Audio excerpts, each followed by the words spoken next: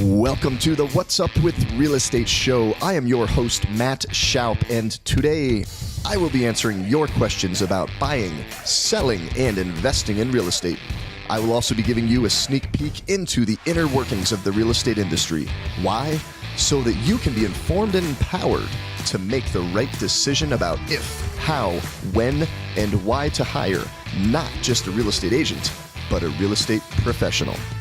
This is your show, so fire away your questions and your comments. I will be sure to answer them as a part of an upcoming show. Remember, I'll be keeping it real with my answers, so get ready, tune in, sit back, and let's have some fun.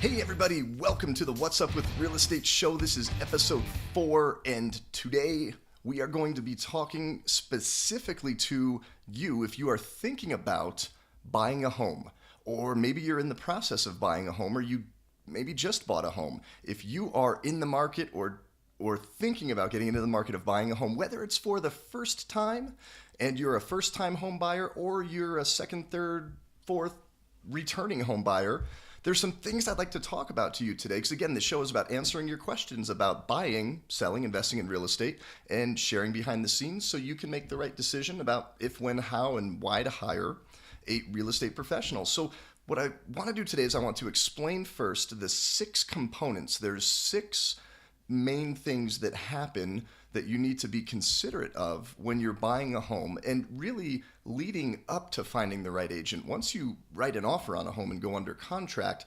that's almost part 2. What I want to talk about is the first part that even happens before any of this stuff happens, and getting you under contract, because you don't want to go under the wrong contract and buy the wrong home. So we're going to talk about the 6 things that happen, and then we're also going to remind you, because this was part of episode 2, part of episode 3, if you have not watched them already, the 13 things to look for from a character standpoint in not a real estate agent, not a realtor, but a real estate professional. So let's get going. I want to share a story of the first time that I bought a home, and if you looked and watched episode 1, I should not have bought my first home when I did. I recently graduated college, just got married, or was going to get married, and before I got married, I individually purchased a condo in southeast Fort Collins back in 2003. And the bank told me I was qualified, the bank told me I was ready, and I fit into all of their loan to values and all of these ratios and numbers they plugged in. Those were a lot different back then, but just because the bank told me that didn't mean I was ready to buy a house. I was freaking broke. I had minimal amounts of money coming in, and it wasn't a secure, stable job, and I knew that. I was ready to leave. The bank didn't know that. I was in between leaving college painting and going into the mortgage industry, which I absolutely did not enjoy. Point being is I was not ready to buy a home.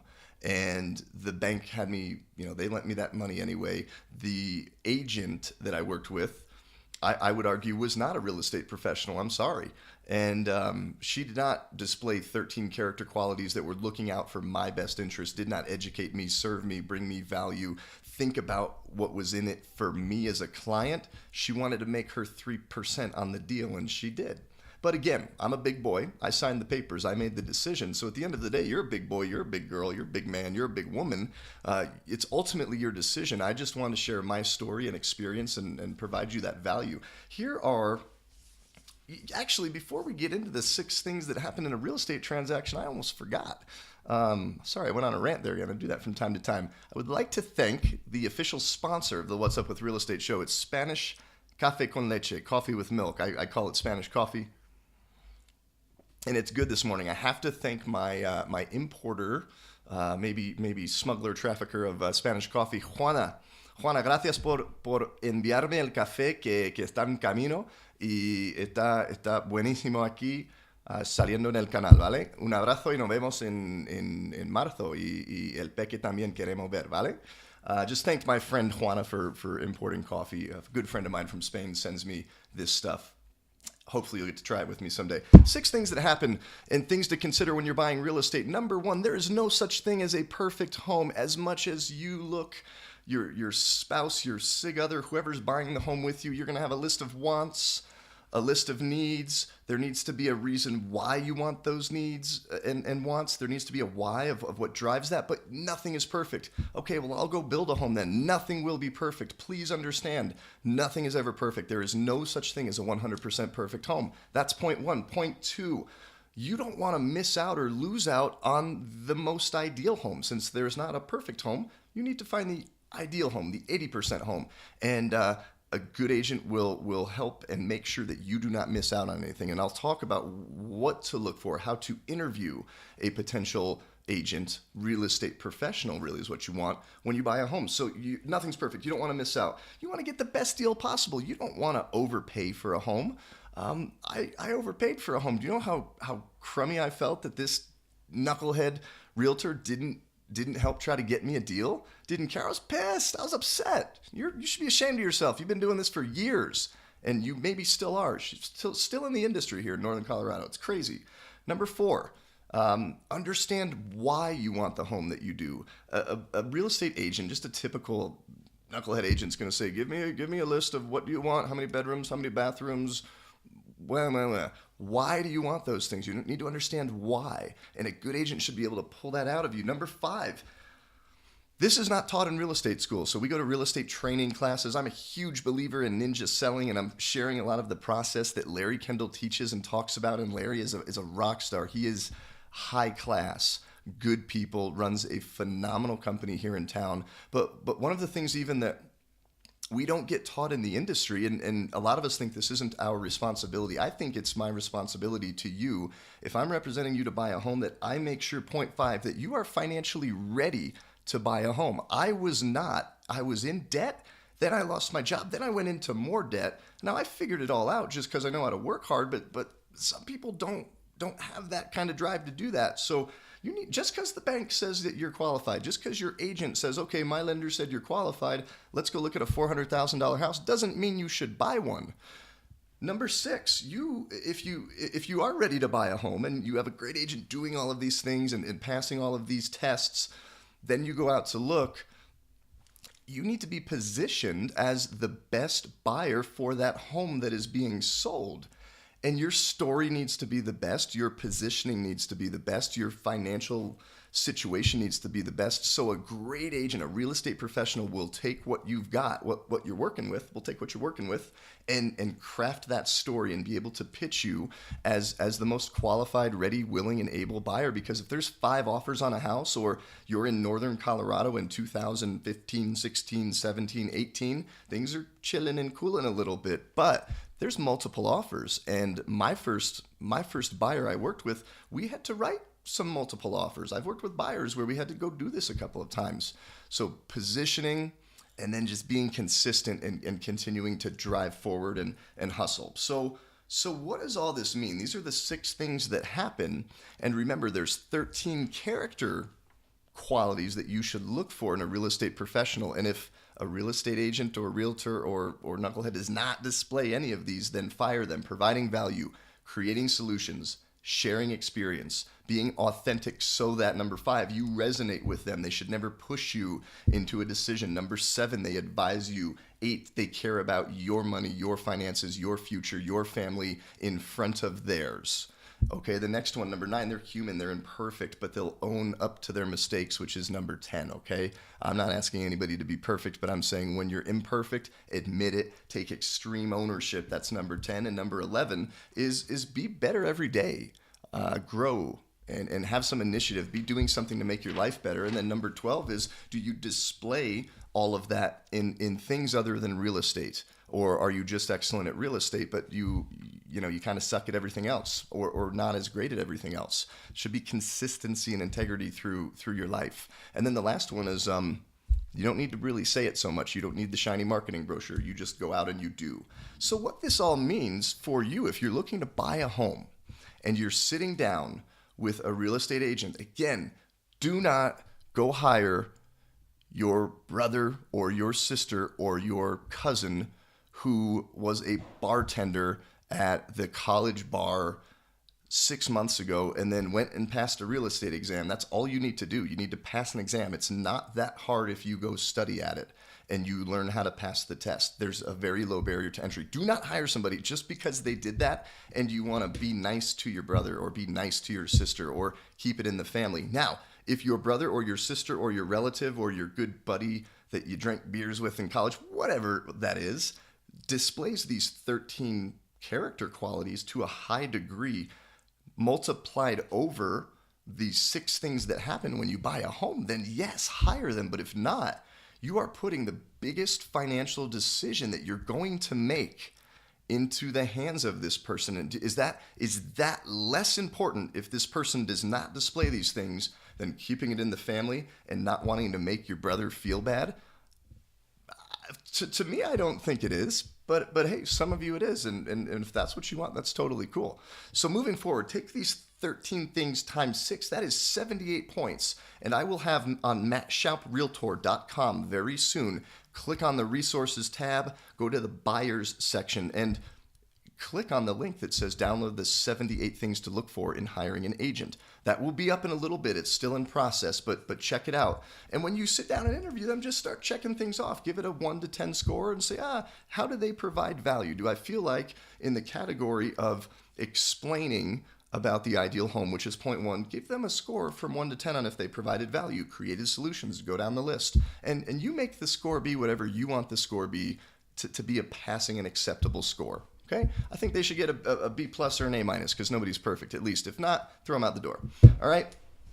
So all that being said, let's talk about what to look for, not only in these 13 things, but in these 6 categories, and what some red flags would be if you don't see these, and what some green lights would be if you do see these. So number 1, there's no such thing as a perfect home. Does your real estate professional, if they are one, have the direct or indirect style, the ability to communicate that to you as a client without making you feel like crud? But do they have the ability to educate you and set a proper expectation that you're not going to find the perfect home? If somebody comes out and says, we're going to find you the perfect home, nothing's perfect. So we're going to find you the ideal home.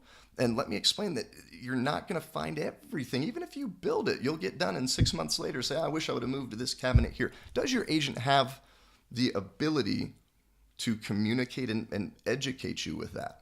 That's point 1. And times that out by those 13 things. There's 13 points right there. Go Rams. Number 2, you don't want to miss out. You don't want to lose anything. And the way that a real estate professional will make sure that you don't lose anything is they will not just, okay, I'm going to set you up on an MLS search and you'll get emails from me. That's cool. Like, no duh, you better be doing that. If you're a real estate agent, you better have everybody that's thinking about buying a home on a search, okay? And if you're on a search and you think that means anything as a client, that's not differentiating. I want to know, can this agent hunt? Can they go out? I knocked on like 10,000 doors in my life running my painting business. I'll go knock on doors. I'll go stand outside a coffee shop, a Home Depot, and Berthoud. But do they have the ability to go out and hunt and not just find something that's already been placed out there? Like, how hard is it to go, if you're a lion, leave the cave and eat a dead animal that's laying there? That is kind of what happens when a home's in the MLS. It's there. Everybody knows it's there. The agent can find it. Like 1, 2, 3, that's easy. But can this agent hunt? Can they go out and creatively take why you want to buy and what those things are that you really need and understand that and go find it? If they can't, then don't hire them. And if you're working with somebody and they're not, then fire them. Number 3, can they get you the best deal possible? This is your biggest investment that you will ever purchase. 99% of people, a home is their biggest investment. You've got to get the best deal possible. And how are you going to feel if you close on the home? Because that's like the coolest day. I remember, even though I shouldn't have bought the home, I'm signing my papers. And then when my wife and I built our second home, same thing. That is such a cool day. It's such a cool day personally to experience as a homeowner, but then also to do that. One of my team members at my painting company, M&E Painting, he moved here from Honduras and started a business. And they're freaking awesome clients. They're wonderful clients. And it was so cool not only to see the company provide for him, but then him be able to buy a home. And I know that I rocked it in that situation for them. I really did. There were some things I could have done better, and we talked about those and I adjusted. But to see that, it's such an exciting day. So imagine on that exciting day, 3 days later, you go meet the neighbors down the street that just had another exciting day, bought a home, and you're comparing notes, and you overpaid for the same house by $20,000 because your knucklehead agent or your brother that wasn't qualified that worked at Old Chicago 6 months ago didn't know how to position you, communicate, and negotiate the best deal for you and get you under contract for that home. I think that's bad. I know that's absolutely awful if you overpay. The next thing is, I already talked about this a little bit, but they're not just sitting here saying, tell me about your bedrooms, tell me about your bathrooms. I mean, that's like my 10-year-old son could do that and could fill that out. So could my 7-year-old daughter. A great, phenomenal agent, a real estate professional will go out and they will probe, and they will not just hear what you're saying, but they will listen to what you're saying and have the ability to understand how you're wired, how you behave and communicate, as well as take that information, filter it into their brain. And because most people you will speak saying, this is what I want. But there's a reason why. So a phenomenal agent can get down to the core of that. And in one sentence, not just say, hey, so it sounds like you're looking for 3 bedrooms, 2 baths, 2-car garage with some mountain views. Rather, hey, I'm hearing you say, Mr. Potential Client, that you want space, you want freedom for your children to enjoy life. It's not that you just need 3 bedrooms because you don't want your kids to share a room. That's obvious, but you want them to be able to own their own space and feel safe and comfortable in a home where we raise a family and share a story. And maybe even one step deeper, like that's pretty easy to discover that if you just listen, but even listen even deeper and say, why is it important that you have your own space? And maybe that client, if you slow down as an agent and you listen to their story, maybe they grew up and they grew up in poverty, and there were 6 of them in a bedroom in a rundown apartment, and that is the driver because they want something different for their children. So it's not even wanting to give your children space to have their own space. You are helping somebody buy a home, or maybe you're buying a home if you're the potential buyer. I'm speaking now to the agent, right? You are helping somebody purchase a home, and it's because they want to leave a different legacy for their children, and that home is a vehicle for that, and they've worked their butt off. If you can't figure that out, that's a problem. But when you do figure that out as a client, if you're thinking of hiring an agent, when they figure that out, the minute they tell you that sentence, it's gonna hit you right here, and you're gonna know this is the one. So that needs to happen. Number 5, you need to be financially ready. Just because a bank says, sure, you can buy it, doesn't mean you should buy it. I bought my first home. I ran up about $200,000 of debt, and 2 years into starting my painting company, we were making a lot of money and I was in a much better financial position. And it wasn't until 2007 that I actually really did a budget. I didn't have a budget. So do you have a budget? Does your agent helping you understand how much money is coming in, how much money is going out? Do you have some money saved for a rainy day? Just because you're paying $1,500 in rent and my real estate agent said it's going to be the same to own a house and I'll pay $1,400, so I'm going to pay less on my mortgage, I should be a homeowner. Well, what happens when the water heater blows up and that's $5,000? Do you have $5,000 in the bank? Did your agent even ask you that? I have another resource on my site, mattschauprealtor.com. Under resources, it's going to be there soon. There's also a link that says what you must know and fill out regarding your finances. It says, before you buy, fill this out, click here. And it's a tool where you can budget, and it will answer these questions for you and help you decide if you're financially ready, not because a mortgage lender who wants to make his 1.5 on the back side of the loan gets paid. It's so you can really be positioned well as a buyer. Number 6, last thing, is you need to be positioned well. So once you understand all these things, and what is your story? Can your agent listen to hear what you're saying and then be able to communicate why you're doing what you're doing at a really deep level that hits you right here, but then can then go hit the agent that is selling the home that you fall in love with, also hit them right here. And then that agent can communicate that to the seller, and then you have a deal. And that's how a deal happens, right? Everybody on each side is ready, willing, able, and like those are the terms in the industry, but there is a story that resonates between the hearts of these people, because when there's that story, and then we need to talk about in a later episode what happens once you go under contract. That's part 2.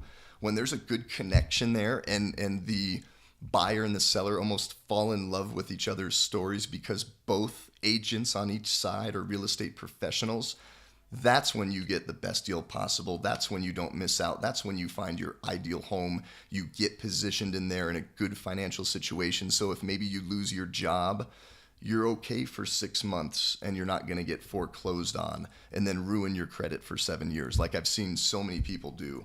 So that is the show today. If you are thinking of buying a home and working with not just an agent, not just a realtor, but a real estate professional, take the time to slow down and interview a couple people and take these 13 things and then take these 6 things. And again, download the scorecard. It'll be up in about 2 weeks from today. We're December 1st today. And use that. And if they don't pass your test, then don't hire them. And if they're working for you and they don't pass your test, as I've said, fire them. And if I ever don't do that for you, and you're one of my clients or you're thinking of hiring me, same thing goes for me, because this ain't about me, it's about you. Thank you for tuning in. We're going to have some really phenomenal episodes coming up, and I'm going to go drink some Spanish coffee. And thanks everybody for the feedback. Thank you for watching the show. If you love the show, let me know. If you hate the show, let me know. Let me know how it can be better. Go to my YouTube channel, subscribe. Please go to mattschauprealtor.com. Just check out the resources there. I'd love to get to know you more, and I'd love to meet you. So let me know how I'm doing. Go enjoy the day. Have a wonderful December, and we'll see you.